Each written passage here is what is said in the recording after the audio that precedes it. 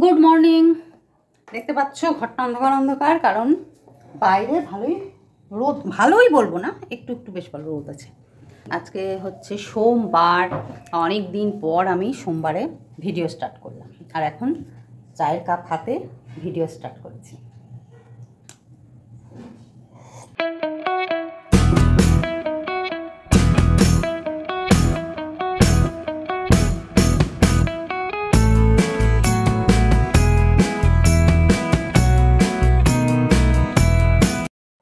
তখন চায়ের কাপ হাতে নিয়ে ব্লগটা স্টার্ট করলাম, দিয়ে তারপরে এত বিতিকিচ্ছিরি একটা ব্যাপার ঘটে গেল। আমি ভাবলাম যে ট্রাইপডের মধ্যে ফোনটা লাগিয়ে তারপরে ভিডিওটা করব, চা খেতে খেতে একটু তোমাদের সাথে গল্প করব। তো ওইটা আনতে গেলাম তো আমার একটা ফোন চলে এলো, দিয়ে তারপরে ফোনে কথা বলতে বলতে এবারে কারেন্ট চলে গেল তো জল এলো। এবার জল আসাতে রিজার্ভারে জলটা উঠছিল, কালকে জল দেয়নি। এবারে রিজার্ভারে জল ভরছে, আর ঠিক আছে আমি ফোনে কথা বলছি, রিজার্ভারে জলটা উঠুক। তারপরে ফোনে কথা বলে বেশ কিছুক্ষণ ফোনে কথা বললাম, কথা বলে ফোনটা রাখলাম। ভাবলাম যে না, আমি অল্প একটু জল ভরে নিই, নাহলে রিজার্ভার ভরতে ভরতে হয়তো জল যদি চলে যায়।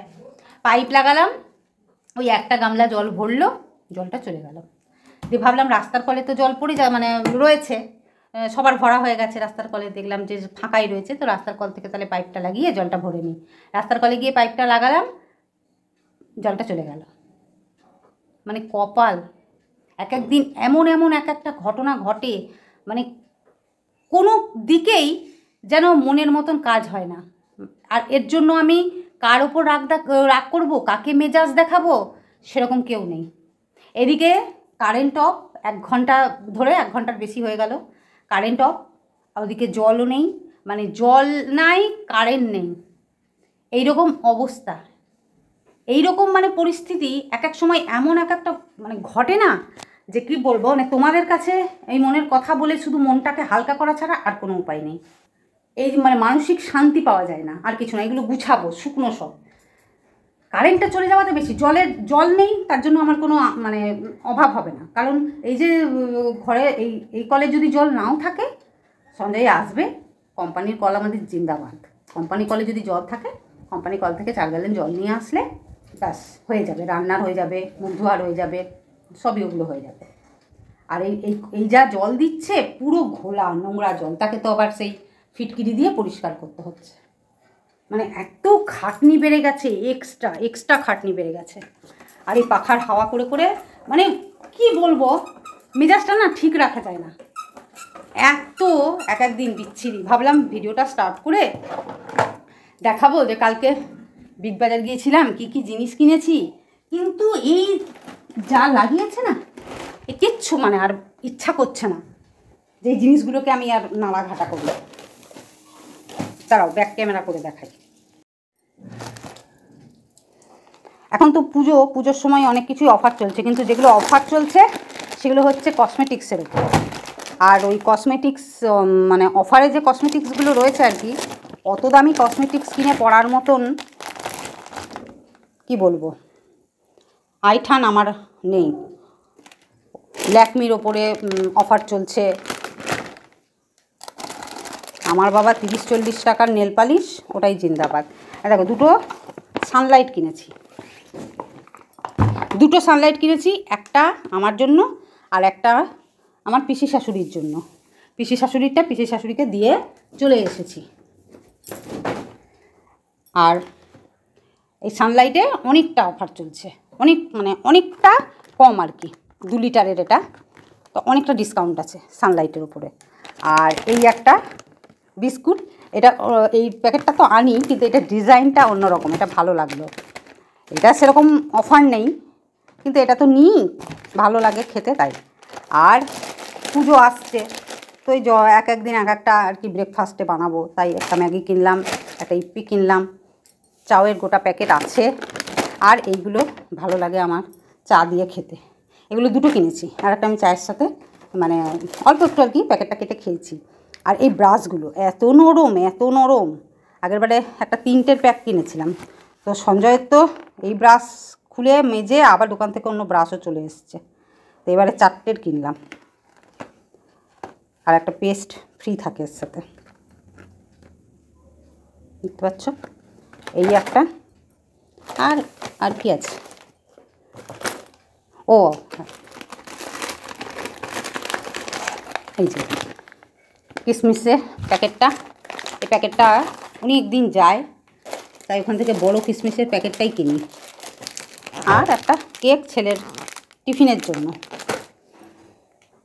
তো ব্যাস এই কটা জিনিস কিনেছি। আর একটা সানলাইট আর একটা বিস্কুটের প্যাকেট তো আগেই বললাম যে দিয়ে এসেছি। তো এই এখন আর আগে 1000 টাকার উপরে জিনিস হলে, না 1000 না 2000 টাকার উপরে জিনিস কিনলে চিনি ফ্রি দিত 1 কিলো। এখন সমস্ত ফ্রি বন্ধ হয়ে গেছে। আগে ছিল বিগ বাজার, আর এখন নাকি রিলায়েন্স নিয়ে নিয়েছে, তাই সব অফার বন্ধ করে দিয়েছে। তো ঠিক আছে, চলো এমনি অফার যেগুলো আছে, গিফট বন্ধ করে দিয়েছে। এই যে অফারগুলো চলছে সেগুলোই ভালো। আমাদের না এখন একটা মানে নেশা দাঁড়িয়ে গেছে আর কি, যে ওখানে যাব আর এই বড় বড় প্যাকেটগুলো নিয়ে আসবো। আগে তো এইসব ইচ্ছে হতো দোকান থেকেই আনাতাম, তবে দোকানে এই বড় বড় প্যাকেটগুলো পাইনি। আমার ভাসুরও নিয়ে গিয়েছিলো দোকানে দেখাতে, ঋণের প্যাকেটটা নিয়ে গিয়ে বলেছে না এগুলো বিগ বাজারেই পাওয়া যায়। চলো ডাল বসালাম। সঞ্জয় ফোন করেছিল পমপ্লেট মাছ আনবে, বললো চিংড়ি আছে, পার্সে আছে, পমপ্লেট আছে। আমি বললাম পমপ্লেটটাই নিয়ে নাও, আমার বিরক্ত লাগছে, একে কারেন্ট নেই, রান্না করবো কি, অন্যরকম একটু রান্না করে দেবো। এই বাথরুমে গেলাম, বাথরুমে গিয়ে পুরো গায়ে জল ঢেলে এলাম, এত গরম লাগছে। চলো পরে আবার আসছি। তখন ভিডিও সব যে আমি করছি আর ডিলিট হয়ে যাচ্ছে, বানাচ্ছি ভিডিওগুলো কখন দেখছি না, অন্য কিছু ডিলিট করতে গিয়ে মাঝখানে ভিডিও ডিলিট হয়ে যাচ্ছে।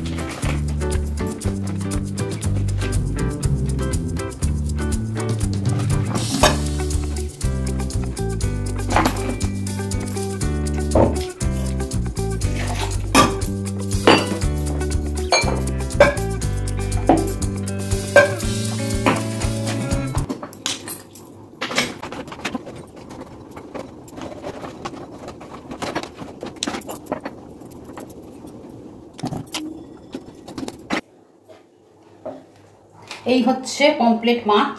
মাছটা ভালো করে ধুয়ে নুন হলুদ মাখিয়ে রাখলাম। একটু ধনেপাতা আনতে বলেছিলাম, ছোট্ট ছোট্ট পাতাগুলো। তা ভাত বসিয়ে দিয়েছি, আর এই জিনিসগুলো দরকার ছিল তাই এগুলো ঢেলে রাখলাম। কারেন্ট এসেছে অবশেষে, প্রায় 2 ঘন্টা মনে হয় কারেন্ট অফ ছিল। তো চলো ভাত তো বসিয়ে দিয়েছি, ভাতের মধ্যে ভাবছি একটু আলু সেদ্ধ দিয়ে দেবো, আর কিছু করবো না, পটল ভাজবো একটু ভাবছি, দেখি কি আছে সেই হিসেবে করব। এবছর একটু পটল পোস্ত, তেল পটল কিচ্ছু খাইনি, বানাইনি। আজকে তো পমপ্লেট মাছ এনেছে, পমপ্লেট মাছটা সর্ষে টর্ষে দেবো না, এমনি তেল ঝাল মতনই করবো, ধনেপাতা দিয়ে দেবো। আর দেখি আরেকটা কী বানাই। চলো রান্না বান্না করে নিই, কী আমি রান্না করলাম পরে দেখাচ্ছি। দুপুরে রান্নাবান্নাগুলো দেখিয়ে দিয়ে, এই হচ্ছে ডাল, সেদ্ধ ডাল, এটা কি আচ্ছা ডালের গোটা, ডালটা তো দেখালাম। আর এখানে ধনে পাতাটা ছাড়িয়ে রাখলাম, আর এখানে একটু জিরে আর শুকনো লঙ্কা ভেজে রেখেছি। শুকনো লঙ্কাটা মানে এখনই যদি না এরকম ভেঙে রাখি না, পরে আর মাখা যায় না, তো ওটা মেখে রাখলাম। আর আলু তো ভাতের মধ্যে দিয়ে রেখেছি, তবে আলুগুলো একটু সেদ্ধ হবে, তাই ভাতটা পরে আরেকবার বসিয়ে দেবো। আর এদিকে পমপ্লেট মাছগুলো ভেজে নিয়েছি, একটা করে ভেজেছি, প্রচুর বড় বড় পমপ্লেট মাছগুলো, তাই অনেকটা তেল দিতে হতো, তাই একটা করে ভেজেছি, খুব ভালো ভাজা হয়েছে। আর এখানে দিয়েছি হচ্ছে তেলের ওপরে কাঁচা লঙ্কা দিয়েছি, কালো জিরে দিয়েছি, আর জিরে গুঁড়ো, ধনে গুঁড়ো, আর একটু একটু সর্ষে পাউডারও দিয়ে দিয়েছি, আর হলুদ নুন যা দেয় দিয়ে ভালো করে মশলাটা ভেজে মাছগুলোকে দিয়ে দিয়েছি, আর ওপরে ধনেপাতা ছড়িয়ে দিয়েছি। দারুণ হয়েছে, তোমরা কমেন্ট করে জানাবে। হ্যাঁ, যে হাড়ে গরম পড়েছিল, বৃষ্টি হবে জানা কথা, আবার ঝমঝমিয়ে শুরু হয়ে গেছে। এখন 4:57 বাজছে, 10 মিনিট হলো আর কি। বৃষ্টিটা কতক্ষণ চলবে জানি না, পুরো অন্ধকার করে এসছে, মনে হচ্ছে যেন কত সন্ধে হয়ে গেছে। উষা বাসন মেজে দিয়ে গেছে, মানে বৃষ্টিটা শুরু হয়নি তার আগেই। আমি বাসনটা তুলতে এলাম, তো ভাবলাম একটু ভিডিওটা করি। যা মারাত্মক গরম পড়েছিল, কারেন্টটা চলে গেল মনে হচ্ছে আবার, এই তো সমস্যা। একটু বসলাম ফ্যানের হাওয়ায়। Good evening. বিকেলবেলায় দেখালাম যে বৃষ্টি পড়ছিল, তারপরে তো ওই অল্প স্বল্প একটু বৃষ্টি হলো, খুব একটা বৃষ্টি হয়নি। আর গরমও সেই একই, এই যে ঘাম হচ্ছে। রান্নাঘরে ছিলাম এতক্ষণ, 7:30 বাজছে। আর ছেলে তো পড়তে যেতে পারলো না, মানে মেঘ দেখেই শুয়ে পড়েছে, কিন্তু তারপরেই এতক্ষণে উনি উঠলেন একদম ধরপড় করে, একদম ফুল চার্জ একেবারে। 7:30 পর্যন্ত ঘুমিয়ে তারপরে ওঠা হলো। আজকে ওই জন্য মিল্কশেক বানাইনি, কারণ দুপুরবেলায় যেহেতু পমফ্লেট মাছ খাওয়া হয়েছে, আর বেশ বড় বড় মাছের পিসগুলো ছিল, এক একটা মাছ। আমার পেটটা গজগজ করছে, আরও আজকে কিছু হবে না, এখন মিল্কশেকটা খেয়ে নেবে, সব ঠিকঠাক হয়ে যাবে, রাত্রেও সব কিছু খেয়ে নেবে, কাল স্কুলে গিয়ে যত খেলটা দেখাবে। ওই জন্য আজকে মিল্কশেক বন্ধ। যদি খিদে পায় তখন কী খাবে, দেবার কিছু নেই। যাই হোক, চলো রান্নাঘরের সব কাজকর্ম মোটামুটি কাটিয়ে ফেলেছি। দে সাউন্ড দে। ঘরে বসে কথা বলছি, টিভিটা তো মিউট করে দিয়েছিলাম না।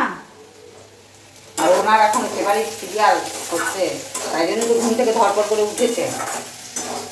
তাই যে ভেন্ডি আলু ভাজা, এবেলায় যেহেতু একটু আলু সেদ্ধ দিয়েছিলাম, তাই এবেলায় আর আলু সেদ্ধ বানালাম না। এর মধ্যে 4টে কাঁচা লঙ্কা দিয়েছি, কোনো শুকনো লঙ্কা দিইনি। ভেন্ডি আলু ভাজাটা হয়ে গেছে, বেশ সুন্দর দেখতে লাগছে। আর এই ভাজাভুজি দিয়ে আমার ডাল দিয়ে একটু কাঁচা পেঁয়াজ দিয়ে না খেতে ভালো লাগে। সেই জন্য যেদিনকে আঁশ হয় সেদিনকে আমি একটু ভাজাভুজি করতে বেশি পছন্দ করি। তো যাই হোক, এটা হয়ে গেছে।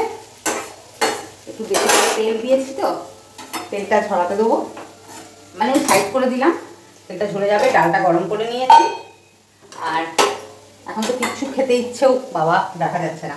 আজকে তো এখন আর কিচ্ছু খেতে ইচ্ছে করছে না, সেই কারণে একটু পরে ঢাকা দেবো, না না জল পড়বে, সেই কারণে ইয়ে করবো, ভাতটা গরম করবো বলে ভাতের জলটা বসাবো।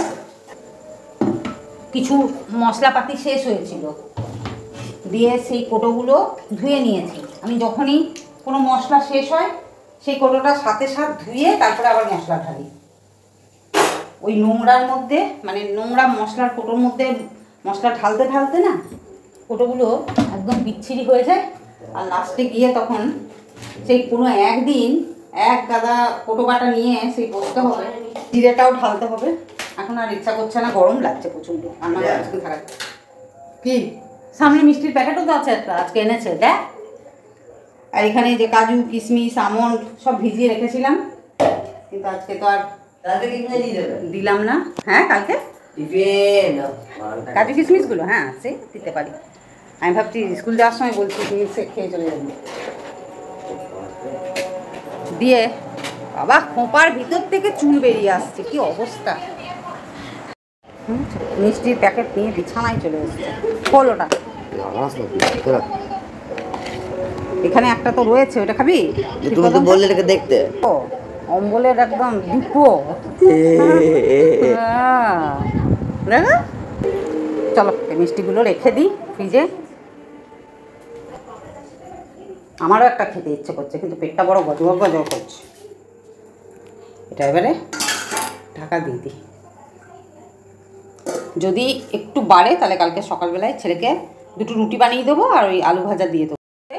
ওদের ম্যাম ডেকে পাঠিয়েছে দুটো পালোয়ান ছেলেকে, মানে আমার ছেলের থেকেও আরেকজন, মানে আরও আর কি তার দশা, সে আরও পালোয়ান, আমার ছেলের থেকেও পালোয়ান।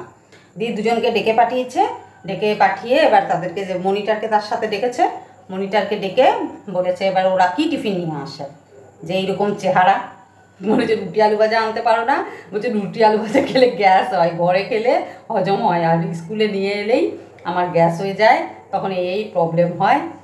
তো তারপরে আর ম্যাম কিছু বলেনি, বলেছে যাও যাও, উল্টাপাল্টা খাবার নিয়ে আসে। তো দেখি কালকে যদি আলু ভাজা একটু বাড়ে তাহলে আলু ভাজাটা হয়েই থাকবে, সকালবেলা একটু 5:30টার আগেই একটু উঠবো, উঠে দুটো রুটি করে দেবো। গলাটাই কী হয়েছে, ব্যাং ঢুকেছে। বললাম কিছু খেতে ইচ্ছে করছে না, কিন্তু মিষ্টিটা দেখে খেয়ে নিলাম। ভাতের জলও ফুটে গেছে, ভাতের মধ্যে মিশিয়ে দেবো, খাবো তো অনেক দেরি আছে। তো চলো, আর আমার কানেগুলো আবার এটা কেটে গেছিলো, চেনটা সেদিনকে চুল আনতে গিয়ে কাটা করে চিরুনির মধ্যে আটকে কেটে গেল, আবার সারিয়ে নিয়ে এলাম। তো চলো ভিডিওটা এখানেই শেষ করছি। ভিডিওটা যদি তোমাদের ভালো লাগে তাহলে একটা লাইক করে দিও, আর যারা নতুন তারা আমার চ্যানেলটা সাবস্ক্রাইব করে দিও। তো চলো আজকের মতো টাটা, বাই বাই। তোমাদের সঙ্গে দেখা হতে হবে নেক্সট ভিডিওতে। ততক্ষণ অবধি তোমরা খুব ভালো থাকো, সুস্থ থাকো আর আনন্দ থাকো।